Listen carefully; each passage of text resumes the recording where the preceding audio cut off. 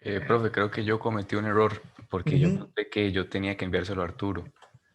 Sí. Entonces, Ah, bueno, como vos a Arturo. sí, y que a mí me lo mandaba Avi. Entonces, yo recibí el trabajo de Avi y yo se lo mandé a Arturo. Vamos a ver. ¿Y Victoria a quién comentó? Ivania. Eh, Y Ari y ah, Arturo también. bueno, yo comenté a Dani. A Dani. Ajá.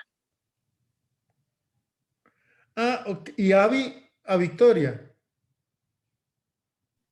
Sí, Ah, entonces soy yo el que lo tiene al revés. Gracias, Sergio, más bien este, eh, por advertirme de esto. Entonces yo soy el que lo tengo al revés. Entonces, más bien empecemos con Carlos, que me imagino que comentó el trabajo de Arturo, entonces.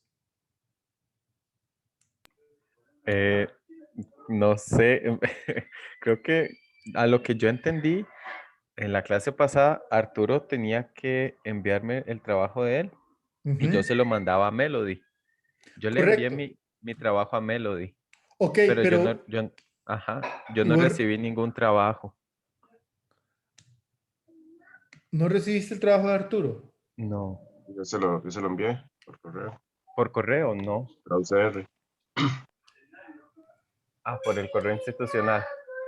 Pudo Sí, haber fue el habido, único. pudo haber habido ahí una confusión. No importa, pues, avancemos entonces. Arturo, a vos te tocaba entonces presentar a Sergio. Ujú. Ok, entonces Es- contanos qué hizo Sergio y qué te parece. si me regalan un momentito para acabar aquí en la compu.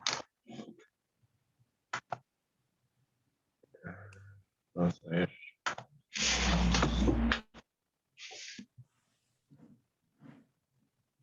Sí, el Sergio me mandó el de los dos eh, resúmenes de él, son muy concretos, los dos. Eh, Nada más nos señala aquí que Sócrates y Fedro entablan una conversación. Dice que eso lleva a cantidad de elucubraciones filosóficas por parte de ambos. Llega el discurso de Cilias. eh, Luego Sócrates habla sobre uy, es que yo lo tengo como cortado. Habla sobre y ya después se retracta, digamos, cuando hace el cambio. Luego hace referencia a la locura. Uy, es que me cortó no sé por qué el texto viene como cortado. Eh,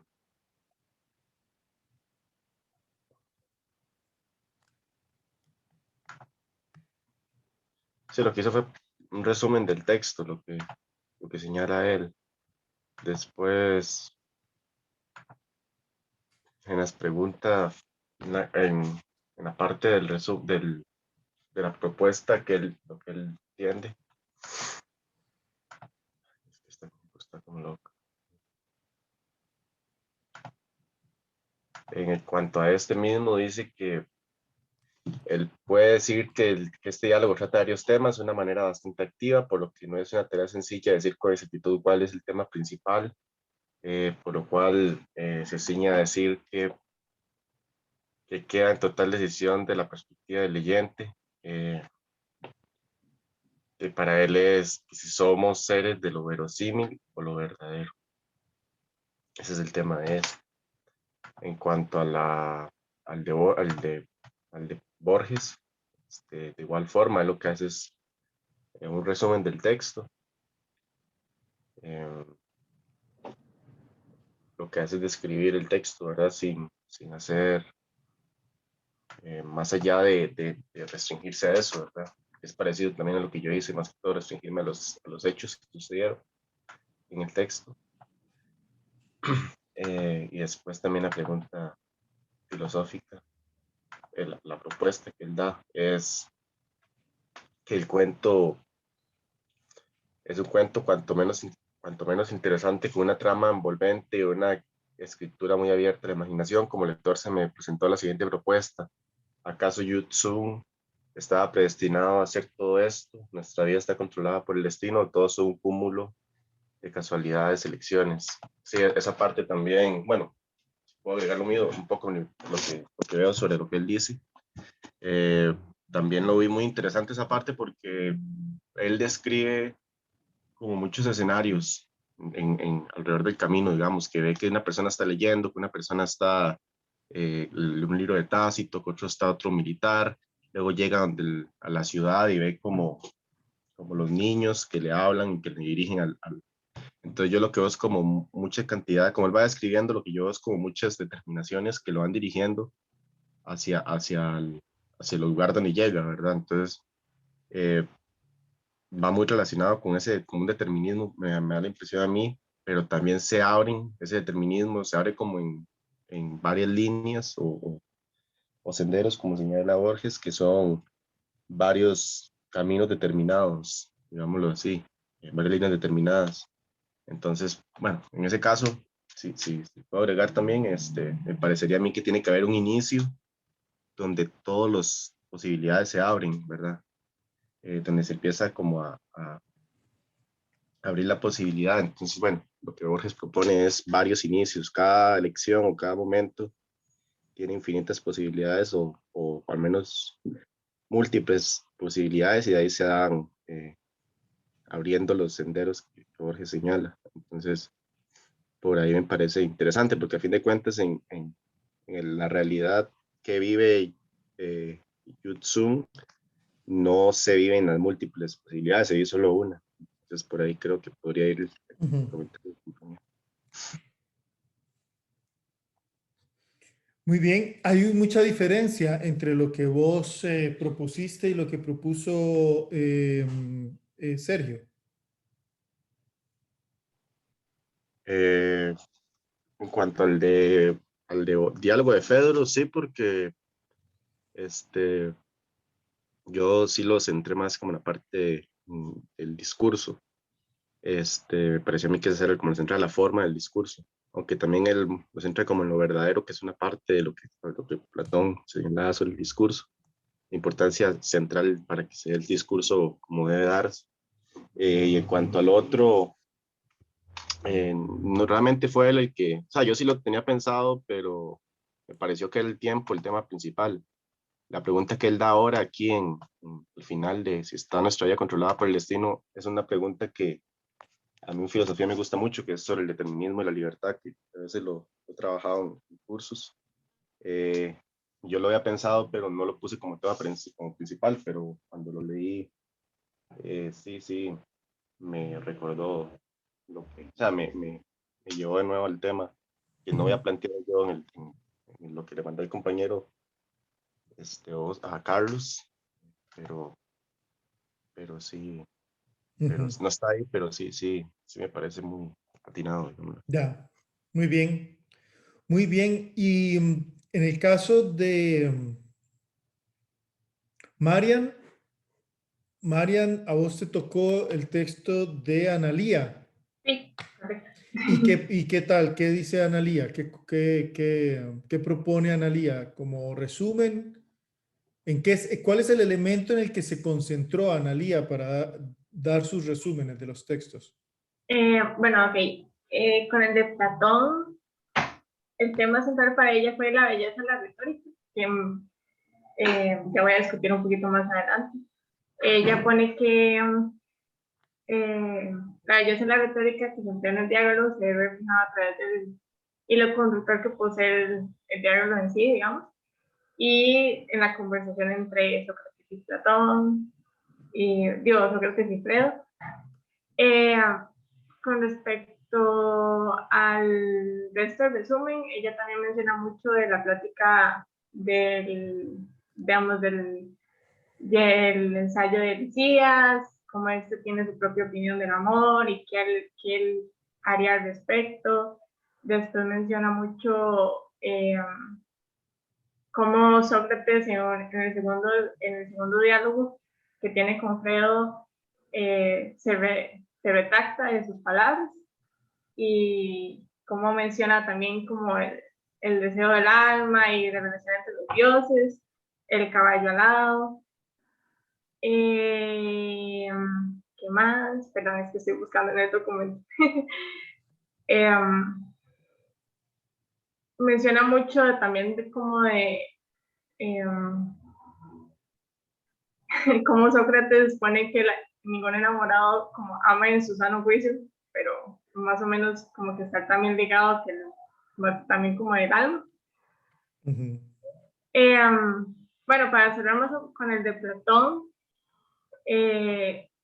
a mí me llamó mucho la atención el tema central de ella porque, digamos, yo tomé mi tema central más en el lado del amor y a ella la veo más en cómo se estructuró el diálogo, que a mí en lo personal me llamó mucho la atención como, y me hizo reflexionar, porque mientras yo leía el texto me di cuenta de que Platón redacta sus obras en manera de que uno siga con esta expectativa de qué va a pasar o qué es lo que opina Sócrates, por así decirlo, qué es lo que va a opinar Alfredo, o la sabiduría de Mesías. Entonces eso sí me hizo reflexionar mucho y me llamó mucho la atención que varios compañeros lo vieron más en ese sentido que en el lado del amor. Ujú. Con el de Borges, ella no menciona un tema central, o sea, no me dice más o menos como qué es lo que opina al respecto, pero aún así el resumen está muy conciso, sin embargo, como que muy detallado al mismo tiempo, como no deja ningún detalle por fuera, redacta perfectamente bien el punto de vista del personaje principal y todo lo que pasó, las angustias y cómo cerró la historia, de cómo ya él logró de su cometido, por así decirlo. Y sí, básicamente eso, está muy bien hecho el trabajo. Ujú. ¿Cuál es el tema central del cuento de Borges, según Analía? No lo menciona, ella solo hizo Bueno. el resumen. Ujú. Ok, Analía, ¿cuál es el tema según vos? Bueno, sí, la verdad, mi compañera tiene razón porque yo no lo especifiqué. Bueno, para mí el tema central en el cuento de Borges es cómo es que el tiempo tiene diferentes posibilidades y cómo es que se va pues ramificando dependiendo del camino o el sendero que la persona tome, digamos. Ujú. Ujú. Muy bien. Ok, muy bien. Y vamos a ver, y Dani, ¿qué te pareció a vos el trabajo de Marian? Marian. Ok, yo escribí sobre el tema problema, que es, me imagino, donde se abarca todo el resumen. Eh, Siempre es agradable conocer la perspectiva de otra persona, ya que los detalles que le calaron son totalmente distintos a las imágenes que me generó a mí el libro. Eh, Ella cierra con que el amor tiene muchas probabilidades, divinas como siniestras, cuando a mí no me parece que Sócrates tenga la intención de presentarlo como perverso, o cuando dice que se expone la verdad del humano del alma, donde yo solo vi la verdad es que un mito para responder a su necesidad de encontrar una respuesta metafísica y una metáfora para representar impulsos. Creo que concordamos en que el libro se pregunta qué es el amor, pero si bien el libro no profundiza se podría decir, en la genealogía o en la historia del concepto que usan para entenderlo, ni tampoco recurren a otros medios para conocerlo, sino que Sócrates incluye esta idea en un mito que considera le fue transmitido por figuras fantásticas, según entendí. Tampoco aceptaría que quieren definir si el delirio del que se habla es una condena o un regalo divino, porque no se hacen valoraciones más que por la manera en que decimos reaccionar a estas experiencias. Más estas preguntas que ofrece la compañera me parecen sensatas. En cuanto al resumen del Jardín de los Senderos que se bifurcan, desarrolla una descripción clara de los eventos que ocurren en el libro, en el mismo orden, y finalizando con su interpretación de que de que una infinita posibilidad de cosas pueden ocurrir, a pesar de que Marian lo enfoca en el remordimiento de la posibilidad de cosas que puedan ocurrir. Ujú, ujú. Y decime una cosa, ¿vos también estás de acuerdo con que el tema del diálogo de Platón es el amor? Diría que se trata más de una contraposición entre utilidad y placer a la hora de reaccionar a las experiencias. Ujú, ¿Sí? ujú. ¿Y cuál es el motivo por el cual se plantea esa pregunta, Platón? ¿De qué le sirve saber eso, digámoslo así, más coloquialmente? ¿De qué le sirve saber eso? ¿En qué Sí, lo puede ayudar? ¿En qué lo puede guiar? ¿A qué lo puede... ¿Sobre qué le puede dar claridad esto a Platón? Sobre el mismo amor, para llevar mejor relaciones personales con otras personas, ¿o no? creo que sí, pero la verdad no he pensado en eso, en el trasfondo, Ok, siendo sincero. ok, vamos a dejarlo ahí, vamos a seguir pensando en eso, vamos a seguir pensando en eso. Muy bien, muy bien. Melody, a vos te tocó el trabajo de Carlos, si no me equivoco. Sí, bueno, a mí me tocó el de Carlos. ¿Y qué tal? Bueno, con el texto de Platón, yo siento que el resumen estuvo muy bien hecho, o sea, se entiende bien la trama del texto. Ujú, Y para el problema, o sea, Carlos centró el problema en cómo ejecutar correctamente la retórica desde el tema de los enamorados. Bueno, la verdad, a mí al principio me costó un poco entender este problema central, pero con lo que entendí, yo siento que no es realmente el problema central porque siento que el texto, o sea, digamos, el problema central del texto no es cómo ejecutar correctamente las reglas que se refieren al arte de hablar o escribir de forma elegante desde el tema de los enamorados. Y después con el texto de Borges, igualmente el resumen siento que estuvo bien hecho. Más bien, con ese resumen logré entender un poco mejor el texto, ya que al puro principio no había entendido súper bien. Y para el problema central, Carlos escogió la posibilidad metafísica de múltiples tiempos posibles. ujú, En este caso, yo sí estoy bastante de acuerdo con este problema central. ujú, ujú. Ok, muy bien. Y contame una cosa, Melody, con respecto al diálogo de Platón. eh, decís que la propuesta de Carlos de problema es, ¿puedes repetirlo? Ah, sí. Sobre cómo ejecutar correctamente la retórica desde el tema de los enamorados. Ujú. ¿Y vos pensás que Carlos ahí se está refiriendo a los enamorados como los describe Lisias o a través de Fedro, o como los describirá más bien Sócrates al final del diálogo? ¿A cuáles Sócrates, enamorados crees que creo. se está refiriendo Carlos? A los de Sócrates. Sócrates. ¿Y cómo son los amantes de Sócrates? eh, ¿Son amantes de qué? ¿Qué es lo que aman? Unos a otros. sí. Ujú. Porque ¿qué es lo que aman en el otro? O del otro o de la otra.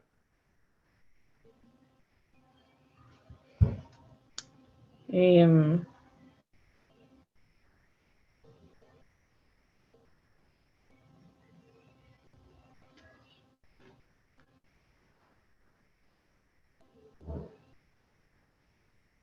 Es interesante no sé, la porque, verdad, sí, no, no recuerdo así como que súper bien.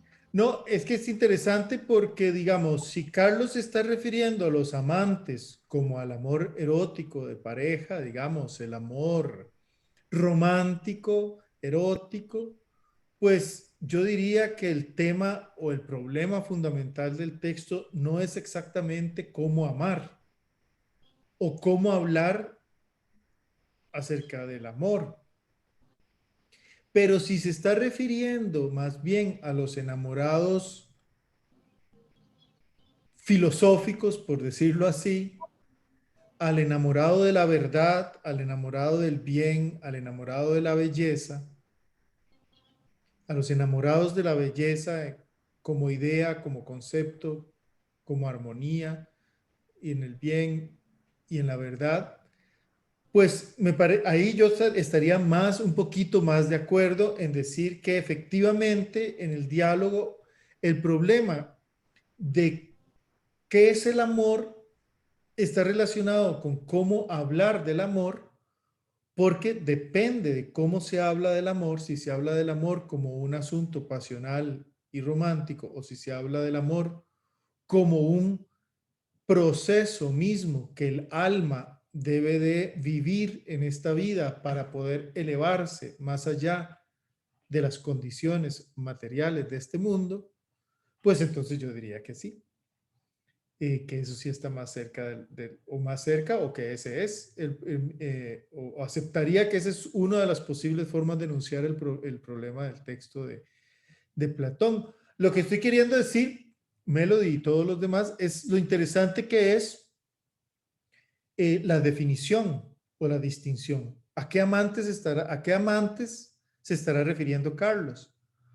Lo tenemos que adivinar porque Carlos no nos dice exactamente a los amantes tal y como son pensados por Sócrates en su segundo discurso, por ejemplo, o como se deduce de el final del diálogo, donde los amantes son los amantes intelectuales de las ideas, de la verdad, de las perfecciones, de las esencias y de las formas, ¿verdad? Entonces ahí hay una sutileza que nos deja abierto a nosotros, a su vez, a interpretación, la misma propuesta de tema que hace Carlos, ¿verdad? ¿Estarías de acuerdo con eso, Melody? Sí, sí, claro. Ok, hay mucha diferencia entre lo que entonces Carlos propone y lo que vos propusiste. Con respecto a Platón, sí, con respecto a Borges, no, ¿verdad?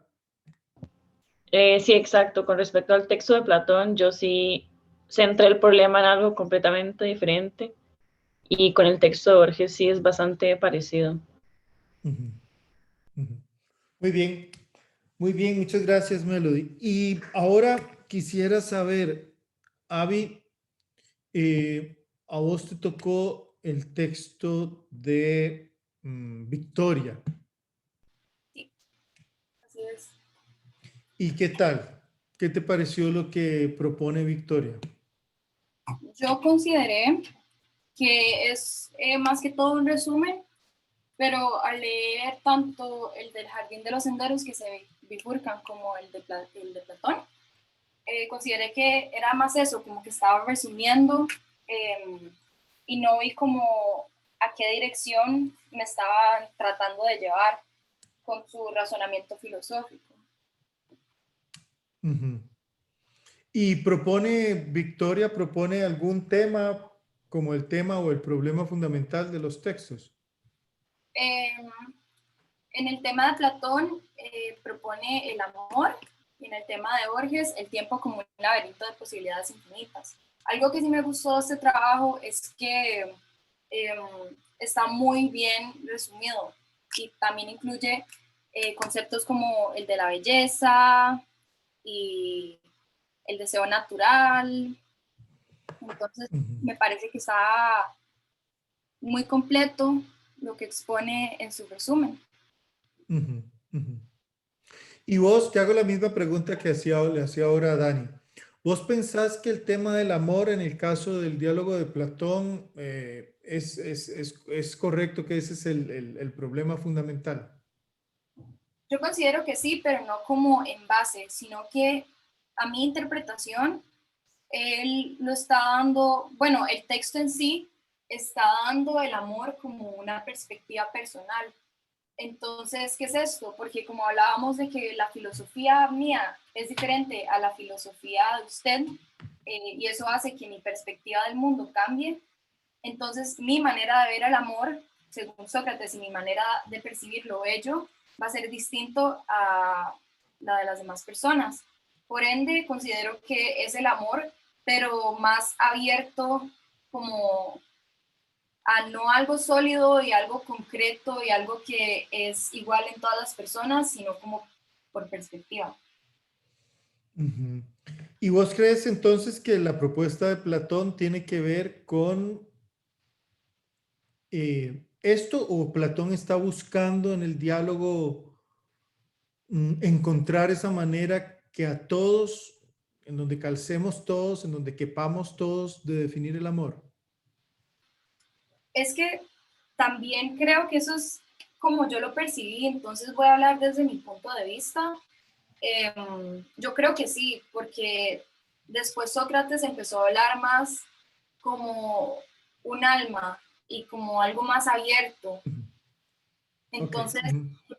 como de apreciar lo bello, entre comillas, puede ser apreciar también lo que la persona considere bello y también las características que no, pero al querer a una persona se transmutan en algo bello, por así decirlo. Ujú, ujú. Muy bien, muy bien. Victoria. Hola, profe. Hola. Hola, compañeros. No, es que Avi tiene razón. Yo pensé que había especificado más el tema, pero me confundí con la pregunta que hice. Entonces sí, solo puse el tema como el amor, pero creo que para que sea más lógico debería unir el tema con la pregunta que presenté, que es si el amor es bueno o malo o es deseable para el sabio. Quizás esa pregunta sea lo que yo propongo como el tema. De hecho, creo que eso es lo que yo propongo como el tema. Ujú, ujú. Y bueno, no sé, Avi ya comentó mi parte de Borges. Es que estaba abriendo el documento otra vez porque tenía una cosa en la cabeza y pensé que la había escrito y lo Avi, busqué. ¿Sí? ¿y la parte de Victoria sobre Borges? Voy a... Es que sí, me parece que también es, es un resumen del texto. Están completos ambos y lo relata así como súper interesante, hasta que dan ganas como de leerlo. Y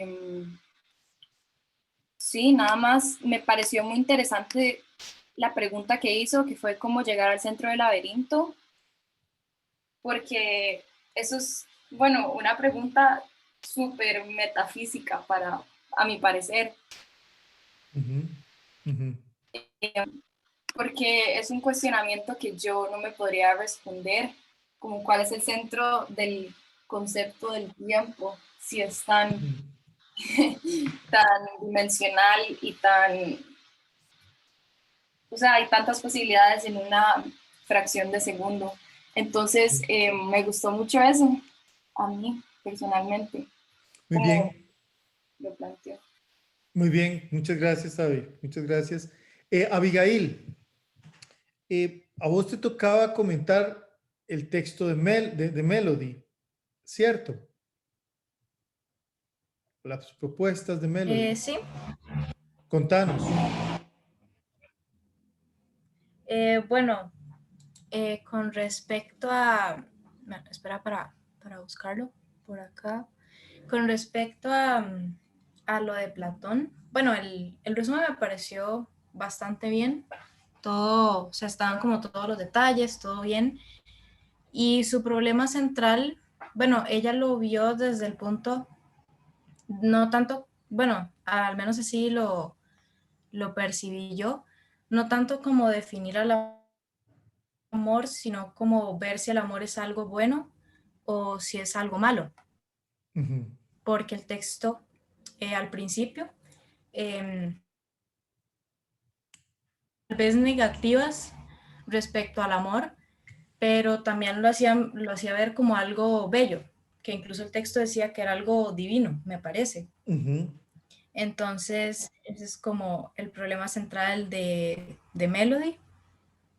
Y con respecto a lo de Borges, de hecho me quedó como una duda tal vez, que me gustaría como que ella tal vez lo explicara, porque ella mencionaba algo que había visto en el colegio, en su problema central, y bueno, decía que al haber tantas dimensiones, uno se pregunta si todas las personas que vemos existen físicamente como nosotros o solamente son creaciones nuestras.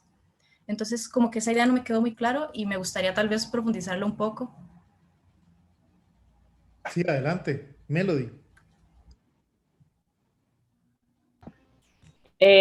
Sí, bueno, eso fue algo que vi el año pasado en filosofía en el cole.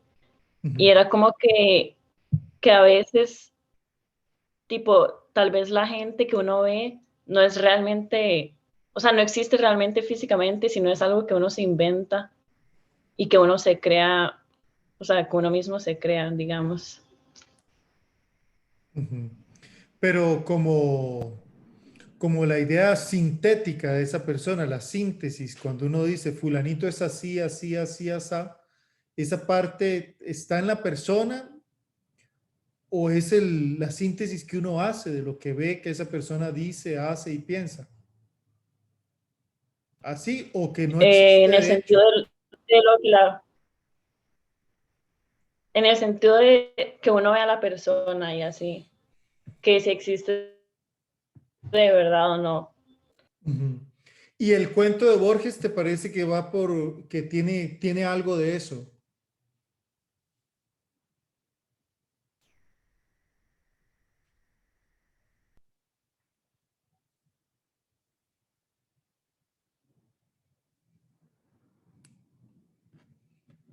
Preguntaba que si el texto de Borges, Melody, te parece que contiene ese tema también. Sí, sí, yo respondí, no sé si escuchó, dije que sí. Ah, no, no se escuchó. Ah, ok, muy bien. ¿De qué forma?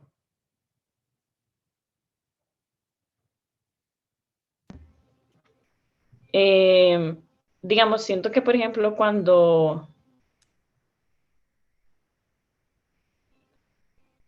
em,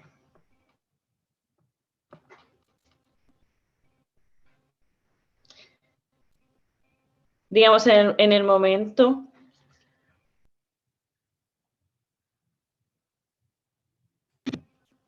un momento, voy a volver a ver un momento mi resto.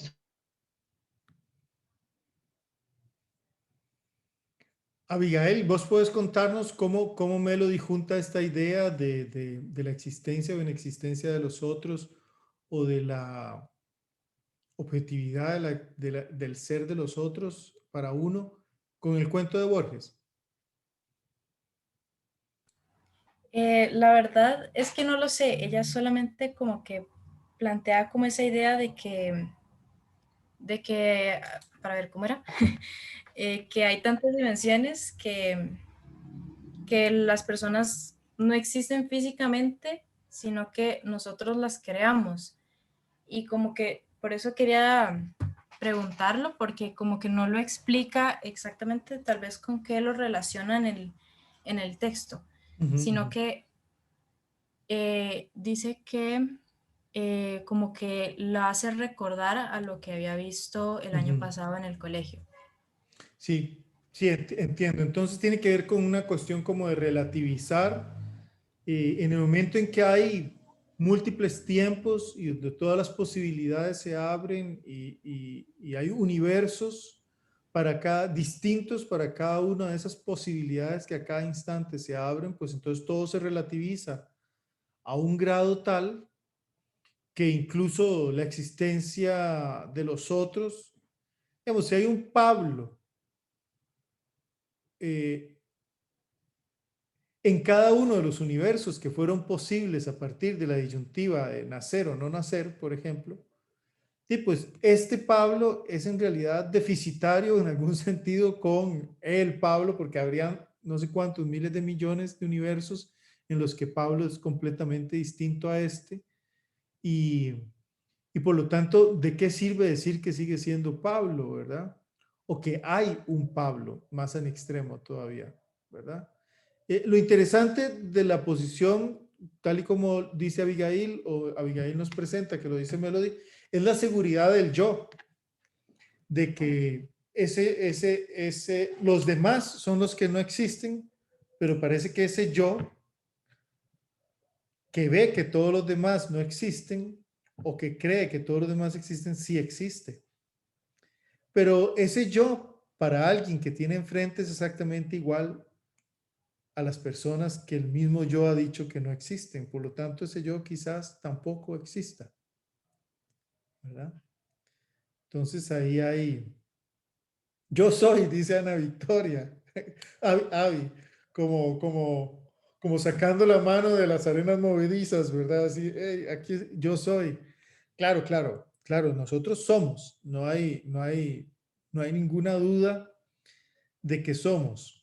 O como dice Sergio aquí, citando a Descartes, pienso, luego existo, exacto. O más bien porque dudo, reconozco que pienso, y si pienso, pues tengo que ser al menos algo que piensa. Entonces pienso y luego existo. Exacto. Digamos que la duda acerca de la propia existencia es algo que en filosofía es muy, digamos que es un punto límite del pensamiento filosófico. Ahora, ¿qué significa existir? Eso ya es otra cosa. Eso ya es otra cosa. Porque sabemos que somos, pero tan fuertemente o con tanta fuerza sabemos que somos como que sabemos que vamos a morir, que es la certeza más grande que tenemos luego de la de que existimos. Y, y eso presenta una paradoja porque ¿qué significa haber sido? Es decir, ya no ser o no haber sido cuando todo el tiempo que pasó no fuimos y no estuvimos. Esos son temas exactamente como decía Avi, como decía Abigail también, metafísicos y, y en ese sentido es el punto en el que justamente se desprenden muchísimas formas filosóficas de especular y de construir hipótesis acerca de esas preguntas que siempre están ahí abiertas, efectivamente. Muy bien. Vamos a ver, ¿quién queda? Victoria, a vos te tocaba el trabajo de... Ah, bueno, ya Victoria habló. No, ¿verdad? Victoria, el trabajo de Avi. No, No, de no, Dani. de Dani. Ajá, sí, Correcto. profe. Profe, no voy a poner la cámara porque se me está poniendo muy lenta la compu. Ok. Bueno, en primer lugar, me llamó muchísimo la atención cómo Dani estructuró lo que tenía que presentar, porque él presenta en parrafitos, digamos, el problema central y también hizo un apartado para cada texto de tesis y evaluación de los argumentos. Esto además del resumen. Entonces, pues me pareció muy interesante y me ayudó mucho, digamos, como para poder comentarle basándome en el resumen que él había hecho de su perspectiva. Ujú. Me parece que el resumen de ambos textos está muy bien y en serio me gustó mucho lo sintético que fue y también de pues cómo redactaba. Si gusta, a mí lo que me gustaría hacer sería como leer el problema central que él propuso. Yo respondí como si fuera un diálogo justamente y luego la tesis que él propone y mi respuesta. ¿Usted cree que se puede hacer así? Dele, a ver, claro que sí. Ok. Claro que sí. Bueno, voy a empezar con el Fedro.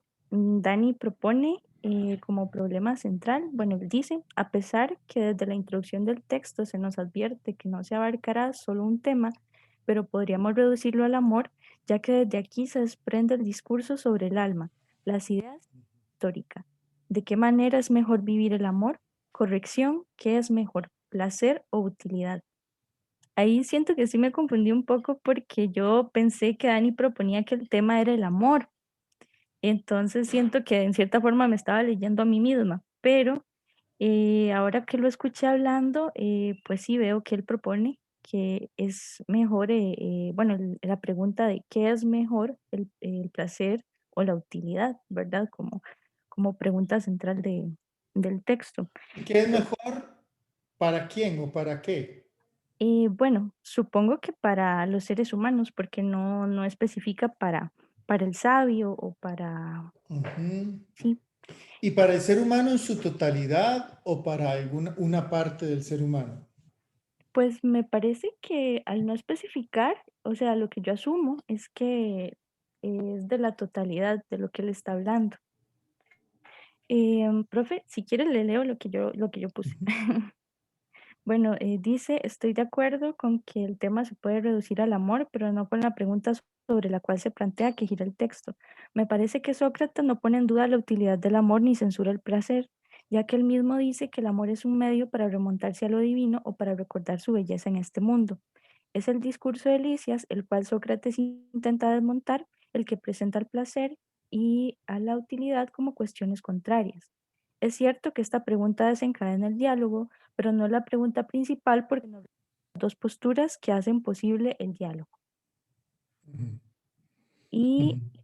luego Dani presenta la tesis y la evaluación de argumentos que dice, nos encontramos con el discurso de Lisias que admite que es mejor no establecer un compromiso con los que te aman, y Sócrates que desarrolla una teoría sobre el alma para justificar los impulsos y determinarlos como algo divino, diciendo que es útil dejarse llevar por las pasiones. Lisias me parece poco realista cuando afirma que es mejor estar con amigos que con personas que se enamoran meramente por tu cuerpo, ya que todos estos impulsos no necesariamente provienen de personas que no son amigos, y la relación no implica sentimientos dañinos como los celos. Por otra parte, Sócrates también cae en polarizar estos temas, determinando que estos impulsos son beneficiosos porque antes han permitido que cosas buenas ocurran. Y a esto yo respondo, me parece que este comentario es bastante acertado al presentar dos posturas que dan origen al desarrollo del diálogo. La tesis y la antítesis, la afirmación de que el amor no es útil y la afirmación de que lo es. Por lo que la pregunta a la que responde el diálogo sería para mí, ¿el amor es útil o no lo es? ¿El amor es bueno o malo? Pues en Platón se identifica el ideal de Ujú. Kalos Kagatos.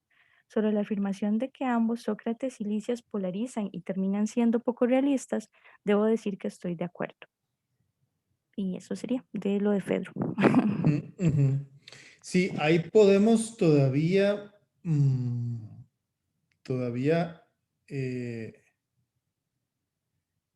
seguir pensando en esta pregunta otra vez, una vez más. Ahora las pongo de otra manera. ¿Ustedes qué piensan? Todos y todas, ¿qué piensan? En el diálogo el Fedro de Platón, el amor sirve al alma o el alma sirve al amor. La explicación que se busca acerca de qué es el amor sirve para explicarnos qué es, cómo es el alma, o la explicación acerca de qué es y cómo es el alma en el diálogo está ahí para hacernos más clara la naturaleza del amor.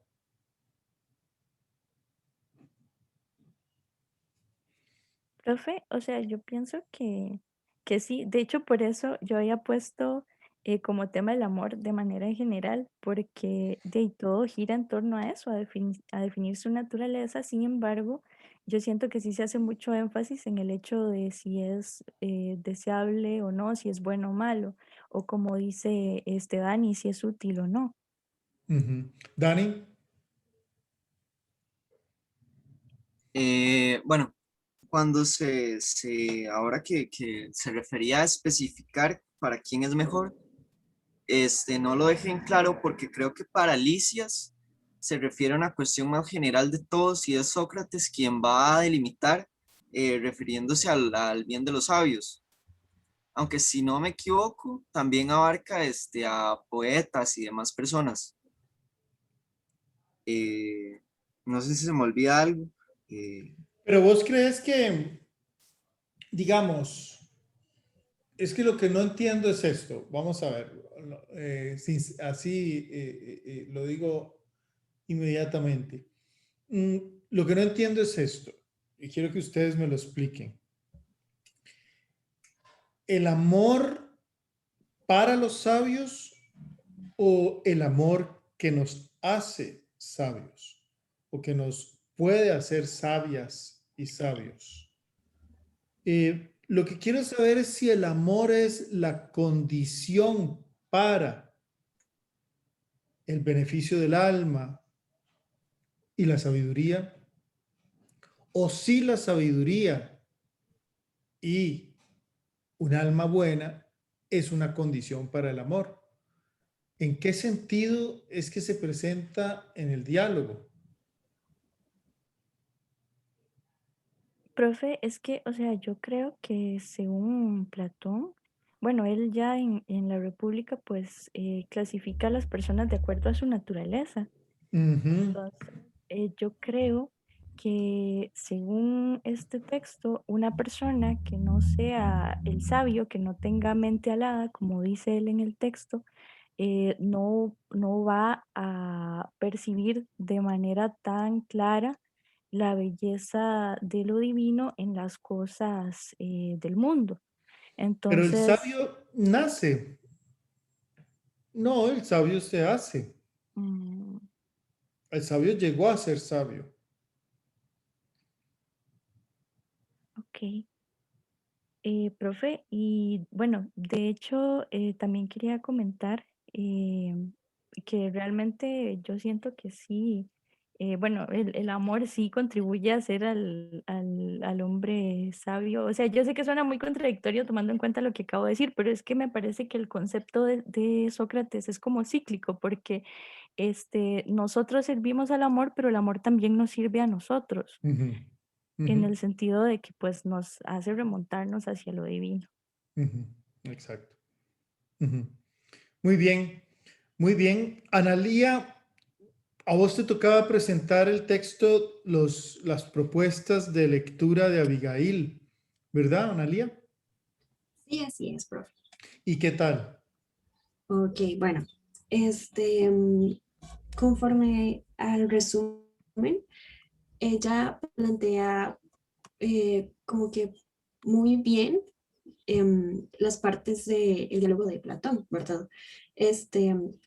Primero describe cuando se topa con Fedro y empiezan o sea, hablan del discurso de Lisías y después hablan del primer discurso de Sócrates, después del segundo y hablan sobre el mito del carro alado, ¿verdad?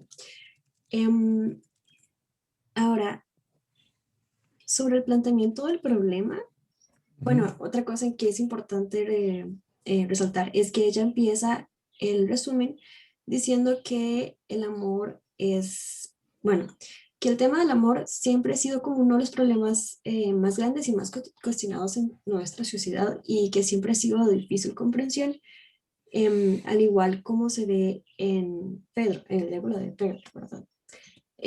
Ahora, respecto al planteamiento del problema, ella dice que el planteamiento del problema se da en definir lo que es el amor, que se da durante toda lectura. También ella relaciona lo que es el mito del carro alado con la definición del amor. Y dice, textualmente dice, una relación en la que el amor no necesariamente tiene que ser como describió Lucías o Sócrates a la hora del deseo, sino que en todo están nuestras decisiones y en el enfoque en el que damos a este. Ujú. Algo que me pareció también muy interesante es que ella en una parte menciona que Sócrates hace referencia a la retórica a través del tema del amor. Y bueno, yo personalmente había enfocado el tema de este diálogo en la retórica. Y algo que me llamó mucho la atención es que ella dice que Sócrates se refirió a la retórica a través del amor. Entonces eso me hizo pensar, probablemente yo estaba viendo cosas donde seguramente no las sabían, ¿verdad? Y eso me hizo replantear el tema que yo había propuesto. Porque pues si bien es cierto, en la clase pasada había dicho que había buscado un poco de información sobre el texto, porque pues como que no me quedaba del todo claro. Y la mayoría de personas concuerdan de que el tema de este diálogo es el amor, la definición del amor. Entonces, estoy como en duda si realmente el tema que yo propuse es el correcto. Bueno, eso con el diálogo de Fredo. Y Pedro. Pedro, perdón. Es que hay ya varios y varias han dicho el Fredo, que es muy divertido. El Fredo, el diario, porque ya yo estoy acostumbrado a que es el Fedro, ¿verdad? Pero claro, yo también hubiera dicho, alguien dijo Silias también ahora. Silias, no, Licias o Licías. Ay, qué Y vergüenza. Pedro. No, eso es muy divertido cuando uno está empezando a estudiar filosofía con los nombres, porque bueno, espérense, los nombres de algunos autores alemanes o de algunos autores franceses también, que bueno, que uno oye, yo oí hablar durante años en la carrera, oí hablar de Descartes, y yo decía, ¿quién es ese? Si yo no he leído nada de ese tal Descartes. Y después, cuando estudié francés, me di cuenta de que, bueno, Descartes en francés se pronuncia Descartes. Y entonces yo creía que eran dos personas distintas.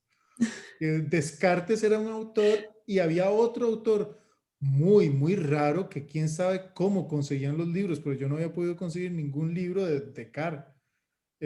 O cuando dicen Camus en lugar de Camus, porque se pronuncia de manera correcta en francés Camus, y eso siempre pasa. Entonces no se preocupen por eso porque les va a seguir pasando, incluso ya a mí todavía me pasa con algunos nombres también griegos o con nombres alemanes o suecos o hay un autor italiano que se llama, bueno, se dice, todo el mundo dice que se llama Giorgio Agamben, pero nadie sabe en realidad cómo se pronuncia ese apellido, ¿verdad? Agamben, porque es un apellido muy curioso que viene como de Albania.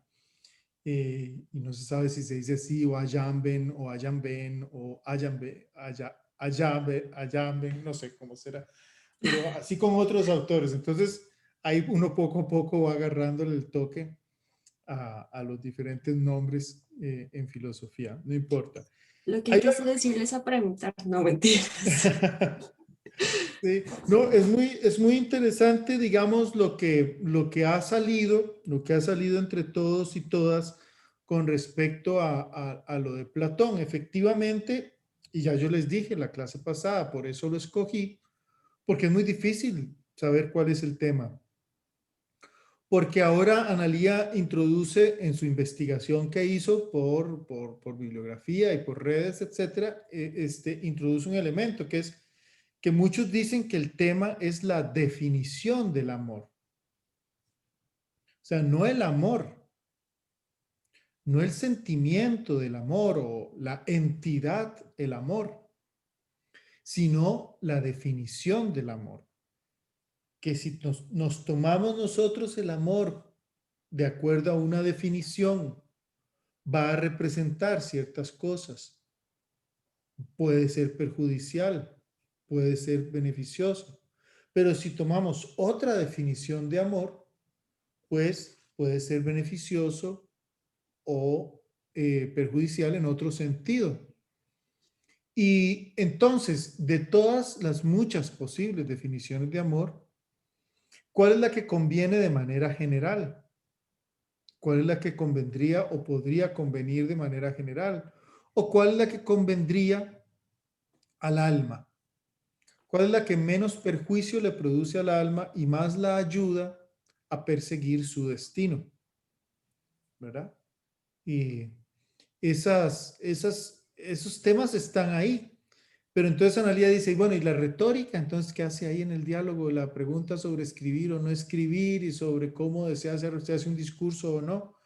Y eso es muy interesante porque nos habla de algo que está en el mundo griego y que en algún sentido ya en nuestra época no está. Y es el entender, el hablar y el escribir, o el entender el acto comunicativo como un gesto de amor en sí mismo. No solo hacia aquellos que amamos, sino incluso hacia los desconocidos o incluso hacia los enemigos. El gesto de escuchar, de hablar bien, de proponer correctamente nuestras opiniones, y en el mundo griego es parte del amor. Recuerden que lo que ustedes están estudiando se llama filosofía, como decíamos en la conferencia de qué es la filosofía. Es un acto de amor, pensar, adquirir sabiduría, relacionarse con la sabiduría, hacerse acompañar por la sabiduría en la vida, es un acto para los griegos de amor. Ahora, de un tipo de amor. Nosotros no estudiamos eros sofía, es decir, el amor erótico por la sabiduría, ¿verdad? Nosotros no estudiamos eso. Eso es un tipo de amor que no establecemos con la sabiduría. Ni estudiamos agapesofía. Ágape es otra forma griega de referirse al amor también, pero es otro tipo de amor. Es el amor por lo superior, por lo que nos sobrepasa. Es la admiración, el amor por el padre, el amor por el maestro, el amor por la madre, el amor por Dios, que es otro tipo de amor. Y entonces nosotros estudiamos filosofía, que es un tipo de amor justamente, y está relacionado con la palabra.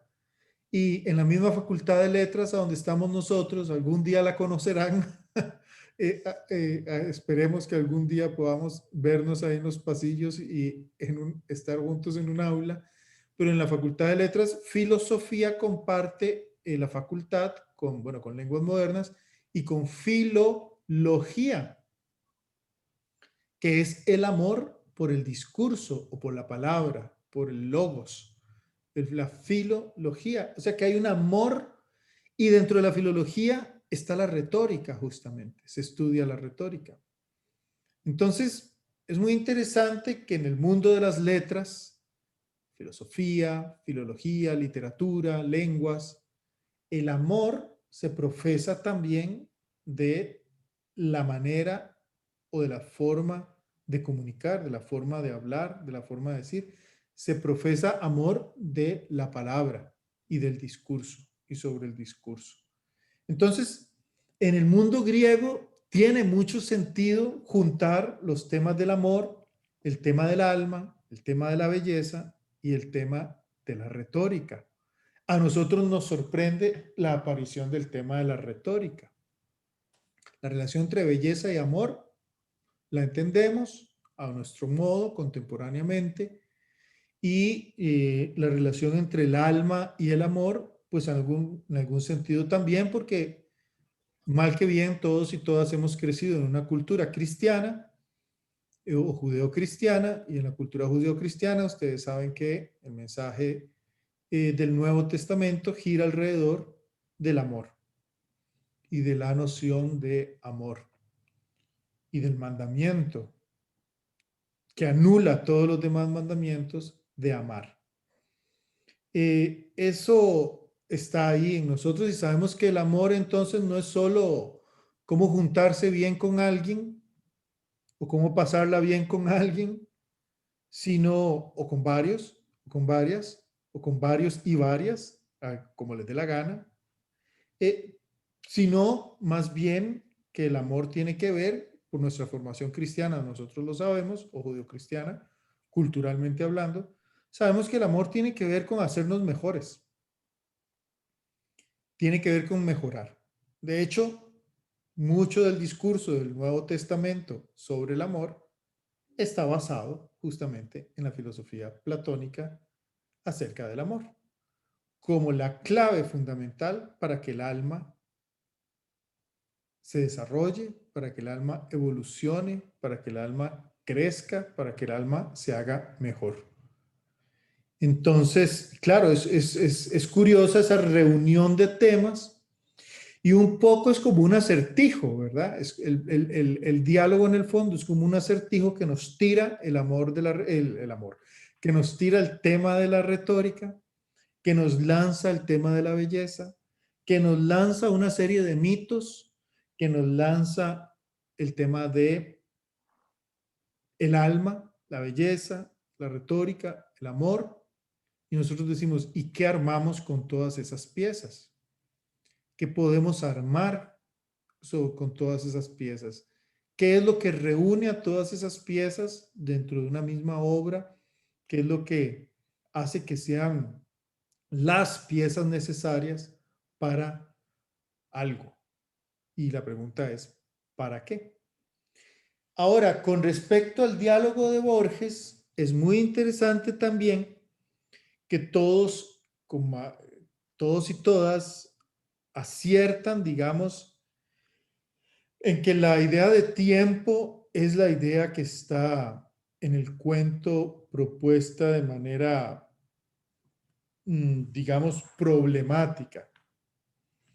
Y lo digo que es muy interesante por lo siguiente, porque Borges mismo proponía, en el prólogo, por ejemplo, al libro Ficciones, que se publica en el 44, Borges mismo propone, bueno, sobre ese cuento dice esto, oigan lo que dice sobre ese cuento. No sé si leyeron el prólogo o no, si ustedes suelen leer esas partes, pero dice...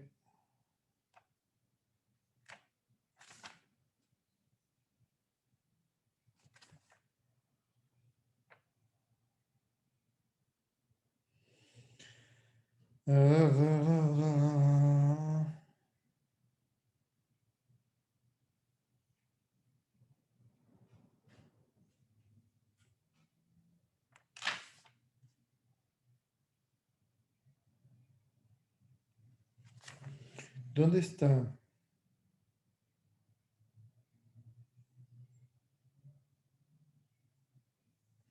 Ya.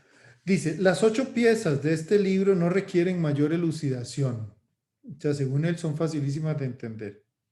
Dice, la octava, y empieza por la última, que es el jardín de senderos que se bifurcan, es policial.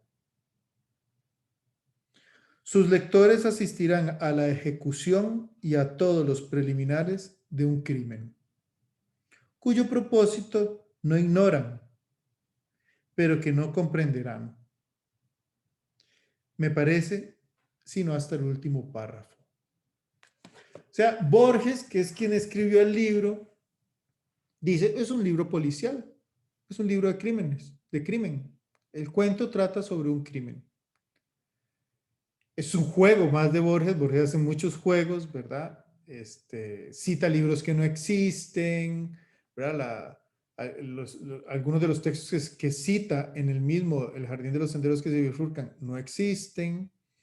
La famosa noche 602 o 602 o algo así, que cita de las 1001 noches, a donde Sherezade dice él que Sherezade se ve obligada a leer.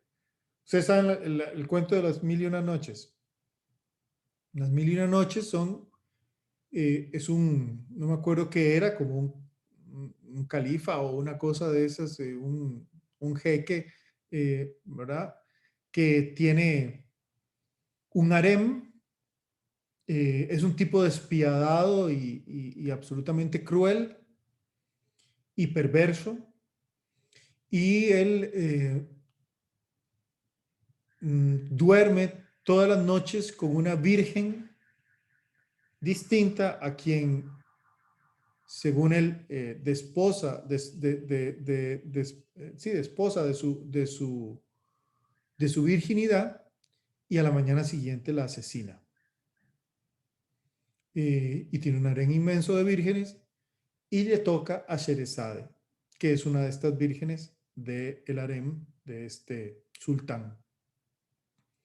Cuando a Sherezade le toca llegar a la noche en la que el sultán la iba a violar, literalmente, y después la iba a asesinar a la mañana siguiente, Sherezade encanta al sultán con un cuento.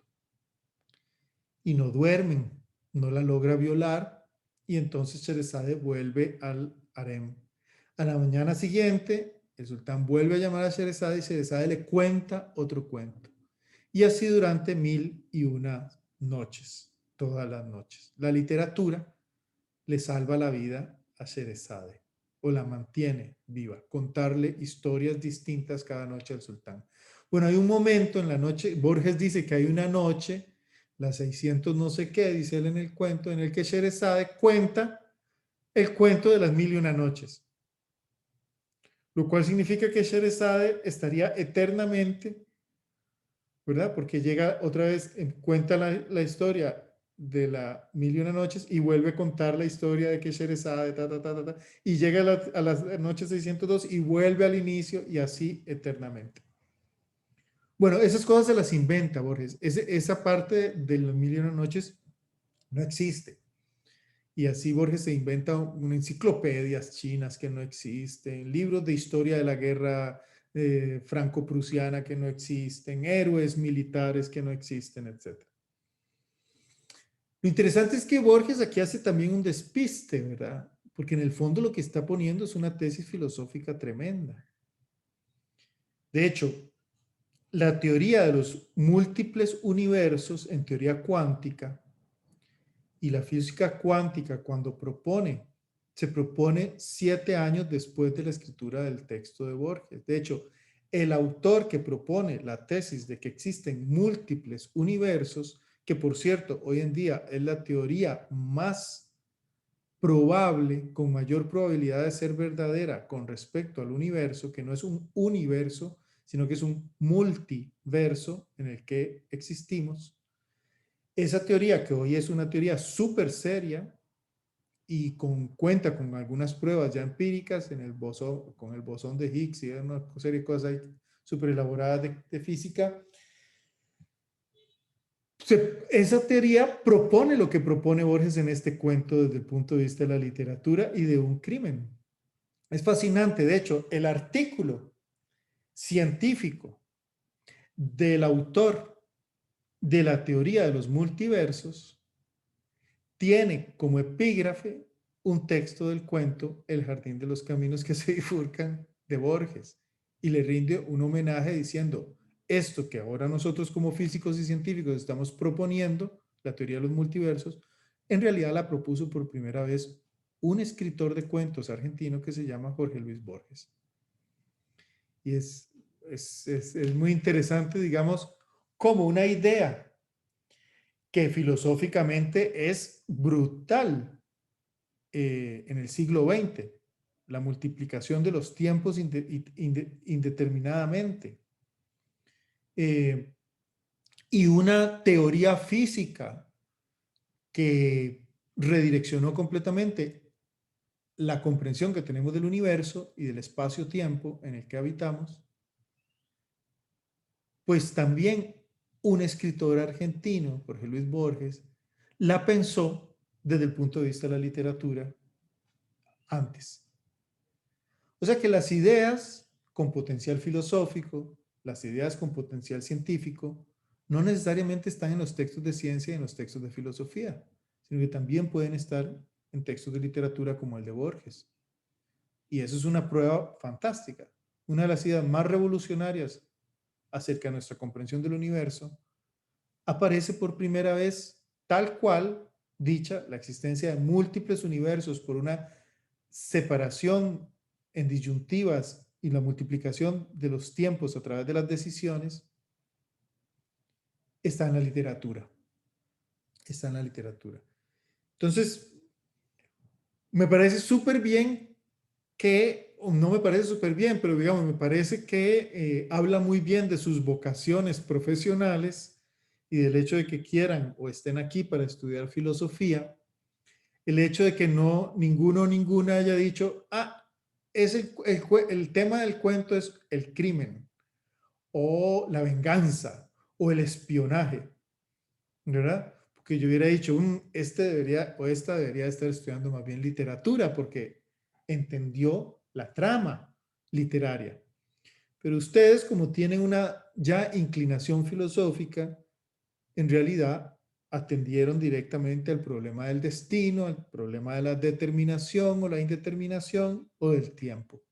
Que vean que la teoría de los múltiples universos y de lo tiempo que se bifurca constantemente, ya no en Borges, pero en la física cuántica, por ejemplo, justamente relativiza los términos en que habíamos pensado determinismo y libertad o destino y libertad, porque afirma los dos al mismo tiempo. Hay determinismo, pero en cada instante, como estamos en la punta del tiempo y el futuro todavía no es, y nosotros siempre estamos en el momento de la decisión y de la multiplicación y la bifurcación del tiempo, pues estamos determinados, pero estamos determinados a hacer lo inesperado.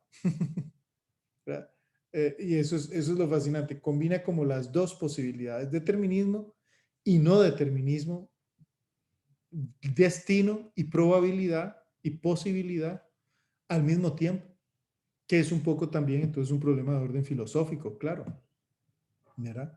Porque o éramos deterministas o éramos, digamos, probabilísticos o abiertos a la posibilidad o creamos en la libertad. O una cosa u otra. Pero en un universo que tiene esta otra estructura, se puede decir una y otra. No una o la otra, sino una y la otra. Muy bien. Me parece que con eso tenemos algo muy importante con lo cual trabajar. Y me interesa ahora lo siguiente, que piensen y pongan mucha atención a lo que voy a decirles porque es lo que me interesa metodológicamente hablando. Metodológicamente hablando, empezamos discutiendo por el problema, tratando de ver cuál es el resumen de las obras y el problema que tratan, el tema que tratan.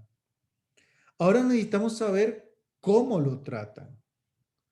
Necesitamos ser, y vean que en sus propias presentaciones, algunos y algunas, o todos, o todas más bien, todos y todas, se trabaron, quedaron trabadas a la hora de intentar ver con qué fin se propone ese problema. ¿Cuál es la utilidad, el fin, el porqué de plantearse ese problema? Y algunos y algunas también se trabaron cuando yo les preguntaba a qué se refería Platón con el amor, a qué se refería con el alma, a cuál amor. Entonces nos falta todavía información. O sea, de esos textos nos falta todavía sacar más información, porque todavía no sabemos exactamente el para qué ni el cómo se plantea ese problema. Y para el estudio filosófico de textos, para la lectura filosófica, no basta con detectar el problema y no basta con hacer el resumen de la obra, sino que además del resumen de la obra e identificar el problema, tenemos que saber cómo se plantea ese problema y qué tesis se defiende acerca de ese problema y qué argumentos la sustentan a esa tesis. Entonces, lo que vamos a hacer ahora es diseñar un esquema, un machote, una estructura de esquema que ustedes van a llenar, que ustedes van a completar acerca de estos dos textos. Obviamente van a tener que volver a leerlos. Es decir, de memoria no creo que lo hayan hecho. A lo mejor ya alguno de ustedes tiene un sistema de estudio que hace justamente esquemas de lectura y ya hizo su esquema de lectura. Y quizás lo único que necesita ahora es darle la forma que le vamos a dar acá. Pero me gustaría proponerles el siguiente esquema. Lo primero que quisiera decirles y advertirles y que a veces, y para mí, a mí a veces me funciona, todos estos son consejos, otro profesor les hubiera dado otro esquema, digamos, pero este es el esquema que más o menos yo hago cuando me leo algo para trabajar, para estudiar. Lo primero es el título de la obra. Y analizo el título, intento ver si hay algún gesto, si hay algún significado, si hay alguna pista en el título. Porque muchas veces los autores y las autoras eligen un título descriptivo del contenido de la obra, lo cual al lector le ayuda mucho. Uno lee el título y dice, ya sé a lo que voy, o ya sospecho hacia dónde se dirige el texto, cuál posición defiende, qué marco teórico utiliza, qué perspectiva tiene, dentro de qué campo de la filosofía se inscribe, etc. Los títulos tienen gestos muy significativos.